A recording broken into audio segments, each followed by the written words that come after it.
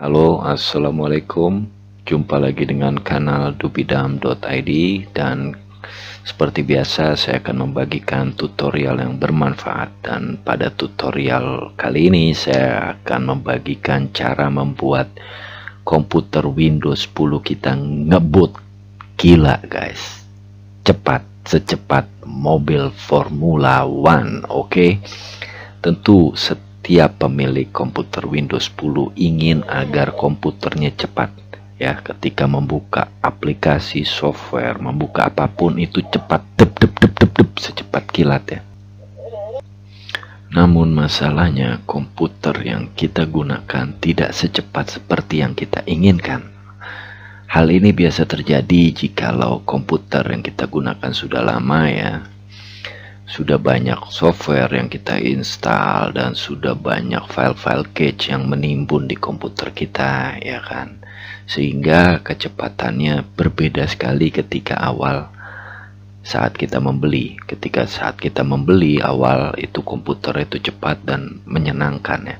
Namun berjalannya waktu, setelah berbulan dan berganti tahun, kecepatannya menyedihkan guys. Nah, oleh karena itulah video ini akan membantu rekan semua untuk mendapatkan performa tercepat dari komputer Anda. Nah, oke, jika rekan ingin menyaksikan, sebelumnya saya ingin undang rekan untuk berlangganan di video di kanal Dupidam ini, dan setelah menonton videonya merasa terbantu, maka jangan ragu pula sungkan untuk mengklik tombol like-nya. Oke guys, langsung saja. Nah, ini komputer saya ya. Alhamdulillah sekarang sangat cepat ya. Ketika saya buka apapun itu jauh lebih cepat dibanding sebelum saya mempraktekkan cara ini. Nah, cara ini sangat gampang ya. Ada beberapa langkah yang harus kita melakukan setting ya, agar komputer kita cepat. Nah, yang pertama yang saya rekomendasikan guys, ada baiknya tampilan desktop itu seminimalis mungkin ya. Tidak perlu banyak ikon-ikon ya, karena seringkali ya saya melihat komputer itu banyak ikon dari software seperti software Microsoft, terus Adobe, Photoshop dan sebagainya. Ini mempengaruhi guys ya, khususnya di saat kita booting dan komputer nyala, itu memberi pengaruh lah untuk kecepatan Windows dalam menampilkan layar. Nah, ada baiknya itu ya seperti saya ini aja, hanya 2 ya. Nah, kalau gas cuman mau 1, seperti hanya menampilkan recycle beam, itu lebih baik ya. Oke, ini rekomendasi pertama ya, yaitu meminimalis desktop. Dan kedua, kita melakukan setting pada privasi dan personalisasi kita. Ini yang langkah pertama, kita buka klik tombol start, kemudian settings. Nah, terus guys klik personalisasi atau personalization ya, ini diklik. Nah, lalu rekan klik ke colors ya, warna. Nah, scroll ke bawah. Nah, di transparansi effects rekan lakukan seperti yang saya ini, yaitu di off kan. Oke, harus di off kan. Jika transparansi efeknya nyala on, maka rekan harus off kan ya, seperti saya ini di off kan. Nah, ini sangat mempengaruhi ya untuk membuat komputer kita lebih cepat lagi ya. Nah, setelah transparansi efeknya sudah kita off kan, maka kita kembali lagi ke tampilan settings, kemudian kita ke privacy ya, yang ini ya guys, saya diklik. Nah, di bagian general pasti di tempat guys ini on semua ya. Kalau saya off kan saja ya. Ini let apps use advertising ID dan sebagainya, ini iklan ya yang tidak perlu kita off kan. Let website provide locally relevant content, accessing my language list, di off kan saja. Nah, kalau ini sebaiknya di off kan ya, di on kan ya guys ya, karena ini untuk memudahkan kita jika pertama mencari, untuk pencarian kedua maka Windows akan memberikan rekomend dari pencarian sebelumnya juga. Yang ini di on kan saja. Nah, kalau di general off kan yang di atas dan nomor 2 ya, nomor 1 nomor 2. Kemudian di speech Di speech, online speech kita pasti tidak pernah pakai ya. Ada baiknya di off kan juga seperti saya. Dan juga di inking typing ini getting to know you ini di on kan saja nggak apa-apa ya. Terus diagnostic feedbacks ya. Di Tailor experience let Microsoft use your diagnostic data dan bla bla bla di off kan. Ini juga di off kan ya. View diagnostic data juga di off kan. Saya tidak perlu menjelaskan satu-satu ya manfaatnya karena bakalan panjang nanti. Namun ini memang yang fitur-fitur yang kita tidak pakai gitu. Ini mempengaruhi kecepatan komputer jika di on kan, oleh karenanya di off kan saja. Setelah diagnostik ke activity history, nah ini di off kan semua ya. Store my activity di device ini akan menimbunkan cache dan lainnya, ini juga di off kan ya semuanya. Ini activity, lalu ke location guys ya. Di location ini di off kan aja ya. Allow apps to access your location di off kan ya. Nah ini di off kan aja nih ya. Misalnya software yang nggak perlu lah mengakses lokasi kita, nih di off kan aja semuanya guys ya. Choose which apps can access your precise location, di off kan aja. Nah kemudian setelah location kamera ya. Kalau ini saya akses kamera saya on kan karena saya butuh ya untuk urusan tutorial. Nah terus saya ke bawah, nah saya pilih aplikasi yang memang tidak perlu memakai kamera saya off kan semua ya, seperti 3D viewer, desktop app viewer, dan saya off kan. Pokoknya intinya yang bagi guys perlu untuk di on kan, yang tidak perlu di off kan aja ya. Yang memang tidak perlu di off kan aja karena itu akan memakan sumber daya juga dan mempengaruhi kecepatan. Juga pun mikrofon ya. Ini mikrofon saya on kan karena saya perlu ya untuk urusan tutorial. Nah untuk aplikasi yang tidak perlu maka saya off kan juga, sama seperti kamera tadi ya, saya off kan.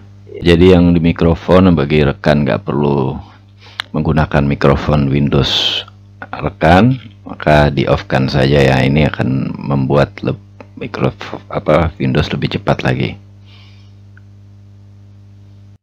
Nah ini Anda bisa off kan, namun kalau jika rekan memakai mikrofon untuk keperluan tutorial dan sebagainya seperti saya, sebaiknya di on kan saja ya, karena nanti mikrofonnya jadi mati. Oke, lalu kita ke voice activation. Nah, allow apps to use voice activation, ini kita off kan aja ya. If you allow access, you can use the setting on this page to choose which apps will listen for voice keyword and then continue listening to the microphone. Itu terserah ya rekan mematikan atau enggak ya. Ini Cortana dimatiin aja ya, karena Cortana ini menyedot sumber daya lumayan besar ya. Oke, voice activation dan terus notification ini saya matikan ya. Allow apps to access your notification, matiin saja. Terus account info ini nggak apa-apa sih, terserah mau dimatikan, cuman di aplikasinya dimatiin aja ya. Yang aplikasinya dimatiin aja. Kalau yang ininya boleh nyalain terserah ya. Terus di kontak, to access your contacts matiin aja, nggak penting ya. Terus kalender, kalau kalender jangan, nanti waktunya jadi ngaco, berantakan, didiamin aja, di on kan saja. Terus call history, allow apps to make a phone calls, terserah dah. To access your email, nggak usah, ada biarin aja ya. Ini cukup ya di bagian privacy ya. Nanti kita keluar. Nah sekarang setelah kita di Windows setting, maka saya juga mau merekomendasikan rekan untuk membuat virtual memory ya. Ini virtual memory peranannya sangat bagus ya, karena seperti RAM virtual ya, RAM fisik virtual, di mana akan menciptakan halaman-halaman untuk menyimpan data-data ketika diproses. Namun kelemahan dari virtual memory ini, data yang tersimpan tidak langsung bisa dikirim ke tidak bisa dikirim ke prosesor, harus tetap melalui RAM, karena yang bisa mengirim langsung ke prosesor hanya RAM fisik. Nah virtual memory namun bermanfaat untuk membantu kinerja RAM fisik jadi mempengaruhi kecepatan juga ya. Oke, ini kita klik, kita ke about your PC, atau rekan bisa klik aja nih about your PC ya. Di about your PC klik aja, ini dia about your PC. Dari sini terus open. Ini sebelum saya memakai cara ini, saya kalau buka apapun lama ya, namun secara pakai cara ini jadi lebih cepat ya. Nah, setelah about your PC tampilannya seperti ini, rekan ke system protection ya, klik ini ya. Nah, ini saya tutup dulu. Nah, setelah system protection, yang perlu rekan lakukan adalah ke advance, lalu nah ini tab advance ya, lalu performance, klik settings. Nah, lakukan seperti yang saya lakukan ya. Rekan klik ini custom. Pasti ketika rekan belum pernah kotak-katik performance option, maka biasanya pilihannya begini nih ya. Maka rekan ganti ke custom ya, custom, lalu rekan hapus-hapusin aja yang lain ya, hapusin.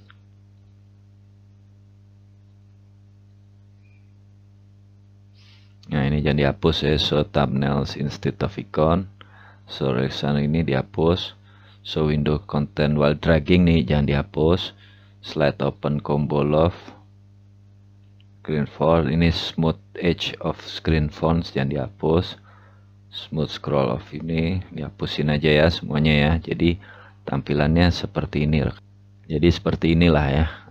Harus seperti ini. Setelah itu klik OK ya. Oke. Nah, kemudian kita buat apa? Virtual memory ya. Sorry tadi kita jangan keluar dulu dari advance, kita buat ini udah begini ya. Effects ke tab advance, lalu kita klik ini nih, virtual memory change, kita klik tombol change. Nah, lalu rekan kalau tadinya begini, ininya dicentrang ya.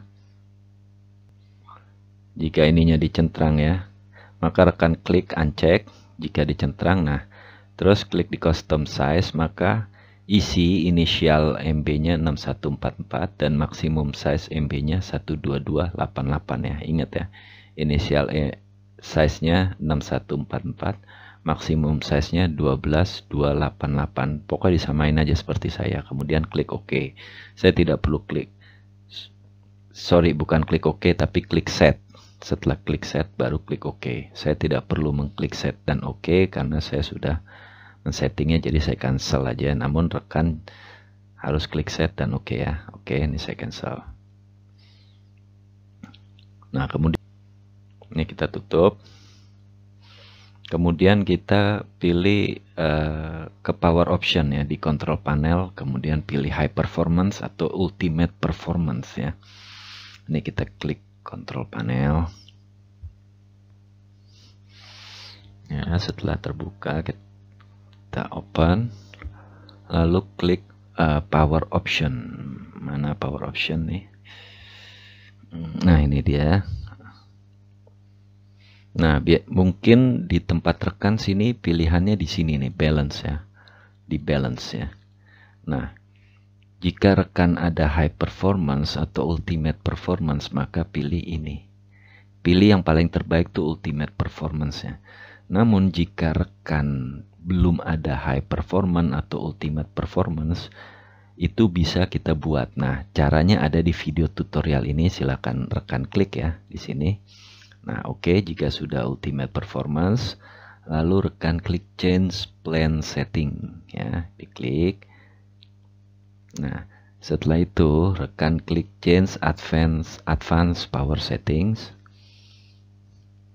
Nah, kemudian rekan turun ke bawah ke proses power management, klik, terus minimum processor state diklik. Nah, on baterainya rekan jadikan 100% dan plug-innya juga 100%. Nah, Di maksimumnya juga lakukan 100%.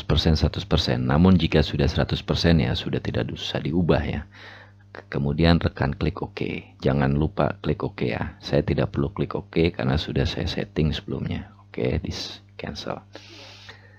Nah, selanjutnya yang tidak kalah pentingnya adalah melakukan defrag pada drive C Anda ya. Ini saya tutup dulu ya. Ini defrag sangat penting, itu seibarat kita merapikan kembali drive C kita ya.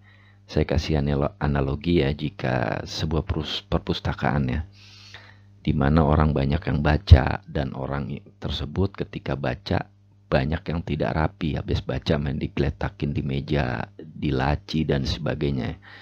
Nah, tugasnya defrag ini merapikan kembali buku-buku yang tercecer itu, dikembalikan ke lemarinya. Nah, dengan begitu proses permintaan data itu lebih cepat, yang hasilnya mempengaruhi kecepatan komputer Windows kita. Oke, kita defrag ya. Caranya rekan cukup ketik defrag ya, defrag kayak gini ya, biasa sudah langsung keluar ya, defrag man and optimize devices. Klik aja atau klik open juga boleh, terserah. Saya klik open. Nah, inilah drive yang ada di komputer saya ya. Ada drive C, D, dan E. Nah, karena sistem operasi Windows kita ada di drive C, maka saya ingin defrag drive C. Saya klik, kemudian saya klik optimize ya. Nanti akan berjalan prosesnya dalam persentase, bisa hitungan menit atau mungkin 10 menit ya, lumayan ya, tergantung besaran dari drive rekan. Nah, setelah itu rekan bisa tutup. Jika rekan ingin mendefrag drive D dan E itu juga nggak apa-apa ya, untuk mengoptimalkannya. Nah, ini saya tidak perlu mengoptimalkan, ini hanya sebagai arahan ya. Rekan klik dulu sampai biru begini, baru klik optimize. Oke. Nanti setelah itu maka komputer rekan akan lebih cepat lagi. Oke, di close. Dan kemudian kita buka Task Manager untuk mendisable aplikasi-aplikasi yang tidak perlu nyala saat startup ya. Ya, ini cukup rekan arahin kursor ke Start Windows, klik kanan ya, kemudian klik Task Manager. Ya kan, ataupun dimanapun di bar ini rekan klik Task Manager juga bisa ya. Ini saya terbuka Task Managernya. Nah, lalu kita klik startup nih, tombol startup. Nah, rekan bisa mendisable ya, ya software yang memang tidak perlu aktif ya. Ya, kalau seperti saya nih ya, Windows Security ya tentu saya aktifkan karena itu untuk keamanan ya. Ya, Google Update Core saya aktifkan, Google Chrome saya aktifkan. Yang tidak saya aktifkan OneDrive, Microsoft Edge, browser, Cortana. Cortana nih ya saya nonaktifkan ya, misalnya ini saya klik kanan lalu saya disable, maka Cortana langsung disable. Nah, jadi rekan pilih sendiri software mana yang perlu dinonaktifkan. Maka ini akan mempengaruhi kecepatan komputer khususnya saat startup ya. Nah, lalu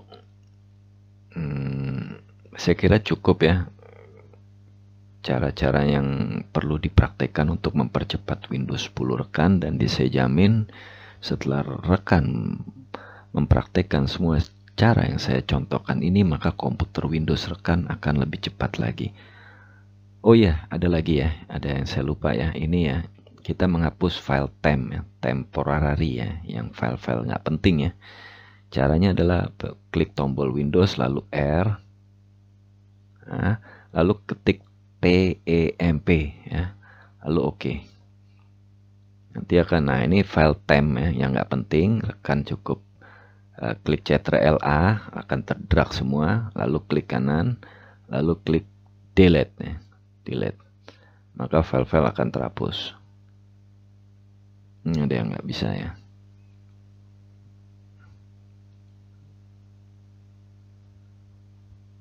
Oh, ada file yang mesti pakai administrator permission ya. yang baru bisa dihapus. Ini tapi yang pasti ini cara yang saya cancel aja biar nggak lama. Ini yang pasti cara yang bagus untuk mengurangi file-file nggak penting yang ada di komputer kita, yang imbasnya juga akan mempengaruhi kecepatan komputer. Oke, itu saja, semoga bermanfaat, dan saya yakin komputer rekan setelah ini akan jauh lebih cepat dan lebih menyenangkan untuk digunakan, dan akan meningkatkan produktivitas rekan saat menggunakan komputer Windows rekan. Semoga bermanfaat, dan jangan lupa di klik like dan klik tombol subscribe. Dan seperti biasa, sampai jumpa lagi di video-video tutorial dari dubidam.id berikutnya, dan sampai jumpa lagi. Terima kasih sudah menyaksikan, dan semoga cara ini bermanfaat dan bisa rekan praktekkan dan akan membantu rekan dalam bekerja atau belajar. Sekali lagi terima kasih, sampai jumpa lagi di video-video tutorial saya berikutnya.